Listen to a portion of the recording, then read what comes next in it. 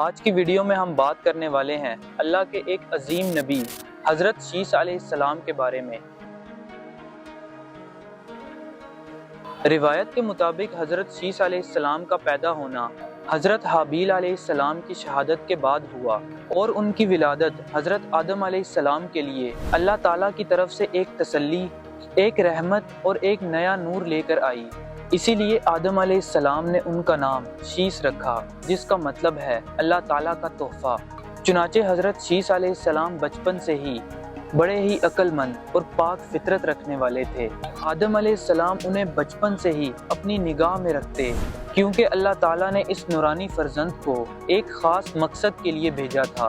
جب آدم علیہ السلام اپنی زندگی کے آخری مرتبہ سے گزر رہے تھے تو انہوں نے اپنی نبوت کی تمام امانت، اپنی کتابیں، حکمت، وصیت اور اپنی رہنمائی سب کچھ شیس علیہ السلام کے سپرد کر دیا، اور اسی طرح آدم علیہ السلام کے بعد پہلے نبی ہونے کا شرف حضرت شیس علیہ السلام کو ملا۔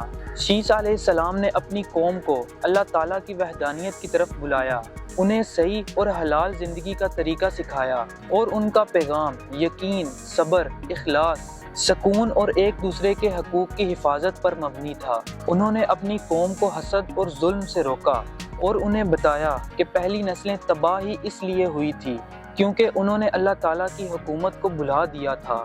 حضرت شیس علیہ السلام نے اپنی اولاد کو علم کا نظام دیا، انہیں تعلیم دی، انہیں انسانیت اور عبادت کا سبق دیا، اور اپنی زندگی اللہ کے حکم کے مطابق گزاری۔ چنانچہ اسلامی روایت کے مطابق انہیں اللہ نے ایک صحیفہ بھی نازل فرمایا تھا جس میں حکم، حکمت اور رہنمائی موجود تھی۔ ان کی زندگی ایک نور، ایک ہدایت اور ایک یاد دہانی ہے کہ اللہ کا تحفہ صرف جنم نہیں ہوتا، بلکہ اس کے ساتھ آنے والی ذمہ داری، پیغام اور عمل ہی اصل مقصد ہوتا ہے۔